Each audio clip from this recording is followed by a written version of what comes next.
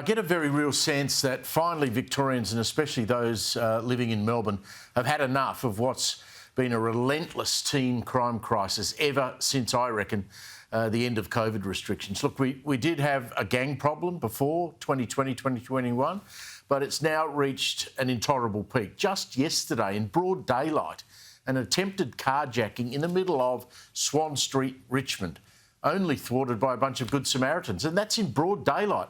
Then this morning, a mother and her 3 children had loaded up their Kia. They were on their way to the airport. Luggage was in the car, passports. She put the key in the ignition. Some bloke walked up behind her. They were on their way to Bali and drove away in the stolen car with all their belongings inside. We have at least one violent home evasion this week. It's probably been one a night. Now, the front page of the Herald Sun today, the headline, "Fear in Their Hearts," says it all to me. Penned by veteran crime reporter and an old mate of mine, Andrew Rawley, joins me in the studio. Welcome to you. Look, Andrew, you covered the gangland wars. I did. Extensively. You wrote the books Underbelly with John Sylvester. Yep. That was crooks killing crooks. Yeah. This is different. This is different, Steve, because, and this is different also just from burglars burgling houses, which is bad enough.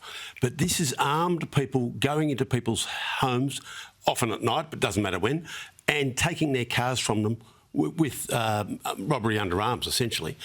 It's a murder waiting to happen. When somebody comes into your house with a machete or some other weapon, it is potentially a murder, a homicide scene. Either they kill the householder for whatever, if the householder puts up a fight, or they're just mad and bad enough, or at some point a householder's going to kill one of the invaders. It's not good. Teenagers in a house earlier in the week, they were on bail already. Yeah. Broke into the house allegedly. Yes. Throw that word in. Allegedly. There. Bloke stabbed in the head 11 times, allegedly. Yes. This is violent crime that we, as Australians, would never have expected to have to put up with. When you and I worked as young police reporters, last century, this was the sort of stuff that we didn't really. We heard about a lot of bad things, but it wasn't ordinary people's houses being broken into by armed people. No. It was sometimes armed crooks would do run-throughs on other crooks, to pick up drugs or cash. But it wasn't Mr and Mrs Smith in Kew getting their house broken into merely because they've got a good car in the driveway. How much do you blame social media for what's happening? I think it's part of it. I think the technology, I think it spreads like a virus where these kids are just hooked on the screen. They live by the screen. They live by sort of communicating with each other instantly, and they want instant gratification. And they want to boast. So they want to pinch a car, film themselves pinching it, then film themselves doing 140 k's down the highway, film it, and then flick it over to all their mates to impress them. Crazy stuff. I heard you on radio this morning talking about a woman you met whose teenage son is involved in the car stealing rackets and is on drugs. Yeah. What did she tell you? Lisa Ross is her name. Now, this is not some member of the underclass. This is a middle class, young middle-aged woman, not even middle-aged. She's got quite a big family, I think maybe 4 children. This boy is, say, 14, turning 15. He's the youngest. They're a respectable, hard-working family. They've got 5 bedrooms and 2 cars and all the good stuff. They have an overseas holiday every year, just like you do. But the youngest boy has got in with a bad crew at school, and he has become a regular car thief. And they swap cars for drugs. And she can't stop it? She can't stop it. She's got a lot of horsepower, a lot of vim and vigour. She's a remarkable woman, a very articulate one.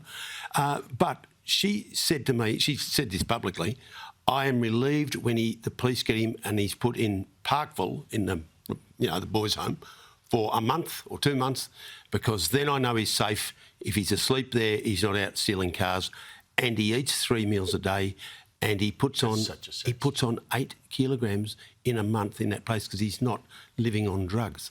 That's a really sad story. The Herald Sun, for our viewers across the country, front page today was very powerful. Yeah. And that will have an impact. But the problem that I have is this government doesn't seem to listen. Now, I know you don't particularly want to get into the weeds of the politics. No. But they don't listen, even when they're criticised. They're criticised about the bail laws. They're criticised about machetes. They pass laws, but they pass a law saying it's going to be illegal to carry a machete, It doesn't come into effect till September 1. What's the point of that? Not much point. And look, I made the point in the story that it's not a party political story. It's a story about behaviour. And I made the point that, the people that are coming through the doors with machetes, they don't care who you vote for. Well, everybody's frightened when somebody comes through their door with a machete or grabs their car with a machete. It doesn't matter. It's not about voting intention or sticking up for the Liberals against Labor or vice versa. It's not about that. And I don't want to be seen as some sort of political shill, because I'm not. I've said my piece, and it stands or fails on its merits. But it will get huge impact. It'll get a lot of feedback from the readers of the paper. It does. It'll be hundreds and hundreds. Yeah. I write about crime in a column all the time. You get hundreds of responses. You do. But the government doesn't appear to be willing to go to the heart of the problem. And there's several parts to it: bail, access to weapons, social media. They don't really seem to want to do anything about it. It's an enormous spread of people are interested and concerned. Today, among dozens of other messages, I've been contacted by a magistrate who shall remain nameless, and he says there is a group of magistrates mixed up in the Children's Court who have a blanket view. And he said other magistrates don't agree with them, but he said there's certainly a sort of a block vote for bail. I was also contacted by a leading colourful gangland identity who shall remain nameless. You can guess who he might be. He's a very tough bloke. He's been in jail, and he had a bit to say about certain people being deported if they were found guilty of doing these violent home invasions. This is the spread of opinion from a magistrate to essentially a mafia figure. They agree. Well, I interviewed the former Premier Jeff Kennett. Yes. We'll play that out shortly. He's come out overnight and said the city that he once ran for 9 years as Premier is effed.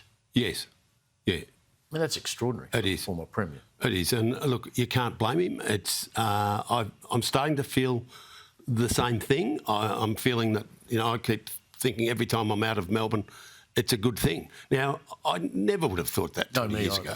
You also said, as I have, you've covered your house in alarms and cameras. I have. First time in my life. But they don't care. They don't care. I mean, they'll see a camera or an alarm on your house. They don't care. Just kick your door in. Yeah. No, it's frightening. They don't fear consequences. And I have to say, when we were young or whatever, which makes you sound like a fogey, but we did respect the police and the law, albeit, because we did. We're brought up to respect it. And when they said jump, we said, how high? Unbelievable. Thank you, Andrew. Andrew Rule, thank you very much for joining us.